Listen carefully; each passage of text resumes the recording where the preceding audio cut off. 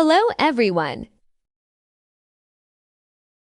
How to make a woman desire you even if she's not interested. Female psychology. There's something almost no one talks about honestly. There are men out there who aren't the most handsome, not the wealthiest, not the smoothest texters or the wittiest speakers, yet they consistently spark deep, almost magnetic attraction in women who initially had zero interest in them. And then there are men who look perfect on paper. They're kind, attentive, reliable. They follow every piece of advice the internet hands out. Yet somehow, she still doesn't feel anything. The difference isn't what most people assume. It's not confidence in the typical sense. It's not looks, money, or a perfectly crafted line. It's not about sending the right message at the right time. The real difference operates beneath the surface, under the words, under the gestures, inside the emotional current of the interaction itself. And when you understand what's actually happening there, everything changes. Let's be clear. This isn't about manipulation. It's not about forcing someone to feel something they don't genuinely feel. That approach never works long term. What this is about is understanding how attraction and desire naturally form in the emotional mind through attachment patterns, emotional psychology, and human behavioral dynamics. After studying this deeply, one truth stands out. Real attraction, the kind that makes a woman think about you when you're not around, is rarely created by what you say. It's created by how she feels about herself when she's with you. That sentence may sound simple, but it carries enormous weight. There are 3 core psychological triggers that shift a woman from neutral or uninterested to curious, drawn in and wanting more, not because you performed well, not because you said magic words, but because you understood something most men overlook. The first major mistake many men make happens the moment they sense disinterest. Their instinct is to do more, text more, compliment more, show up more, try harder. They assume that if they demonstrate enough value, enough kindness, patience, consistency, she eventually recognizes who they truly are. Logically, that seems reasonable. Movies reinforce this idea. Persistence wins the girl. But emotion doesn't respond to logic. Attraction isn't a job application you win by submitting more evidence. In fact, excessive pursuit often accelerates disinterest. Why? Because when you make yourself completely available too quickly, when you over-communicate your interest before an emotional bond exists, you remove a crucial ingredient: uncertainty. Desire needs a degree of uncertainty to survive. Think about something you fully secured once it was guaranteed. The intensity faded. Now think about something just slightly out of reach, something that made you wonder. The wondering fuels the wanting. This doesn't mean playing games or acting cold. It means not eliminating the natural space that allows curiosity to grow. Another common mistake is focusing entirely on what you're doing instead of what she's experiencing emotionally. Many men are so focused on performing well that they forget to actually connect. And real connection is where desire begins. The first trigger is what we can call the mirror principle. Instead of asking, "How can I appear more attractive?" ask, "How does she feel about herself when she's around me?" People form attachments to those who make them feel more alive, more understood, more seen.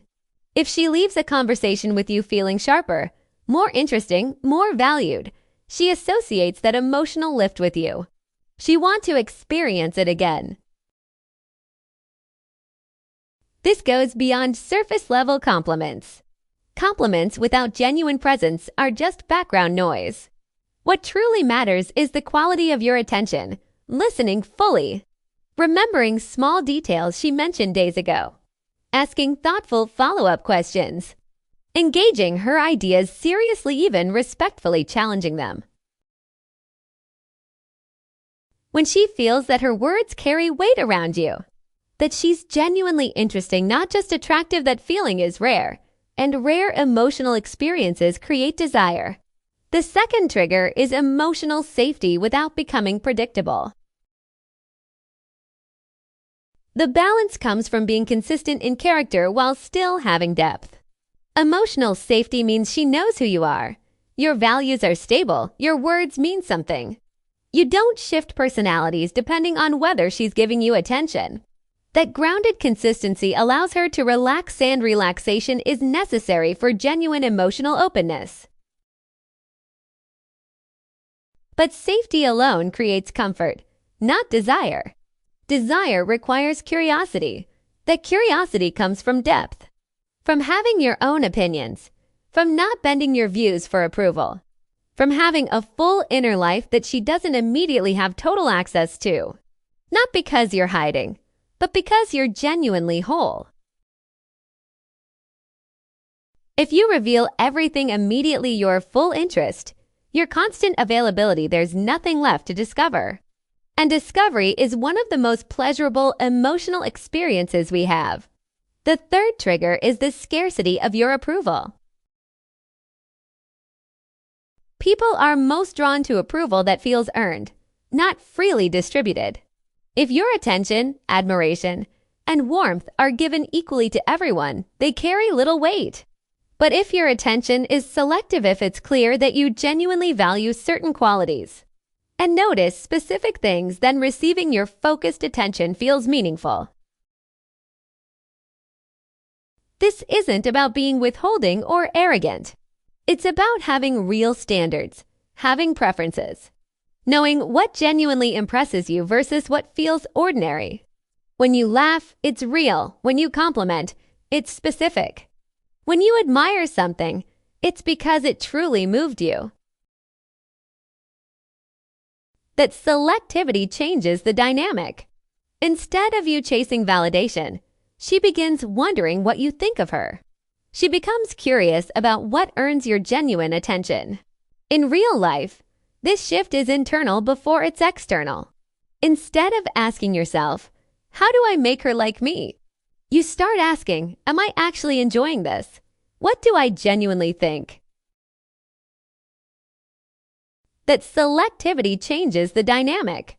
Instead of you chasing validation, she begins wondering what you think of her. She becomes curious about what earns your genuine attention. In real life, this shift is internal before it's external. Instead of asking yourself, how do I make her like me? You start asking, am I actually enjoying this? What do I genuinely think? When you move from performing to experiencing, your presence changes. Your responses become authentic instead of calculated. And authenticity is felt instantly, even if it can't be logically explained. You might calmly disagree without apology. You might end a conversation at its peak instead of stretching it out. You might notice a specific detail about her story rather than offering a generic compliment. These subtle differences create emotional texture. Most importantly, you invest in your own life. The most attractive version of you isn't the one trying to impress someone, it's the one genuinely building, learning, exploring, and growing. Not closed off, but complete. Desire isn't something you manufacture in another person. It emerges naturally when two conditions are met. First, she feels emotionally safe with you, safe to be herself without performing. Second, she feels genuinely curious about you, about how you think, what you value, what else there is to discover. Everything comes back to one deeper truth. Be real. Be grounded. Cultivate depth in your own inner world so that when your attention lands on someone, it feels valuable. You can't fake that.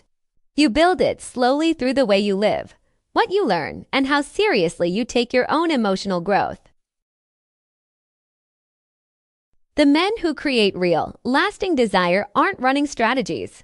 They're simply more present, more grounded, and more sincerely interested in another person's inner world than most men ever allow themselves to be. And that quiet, steady, genuine presence is more compelling than any line you could ever rehearse. When a woman who wasn't interested becomes curious, and curiosity turns into attraction, it's not because you played a game. It's because you made her feel something real. And in the end, that's not a game at all.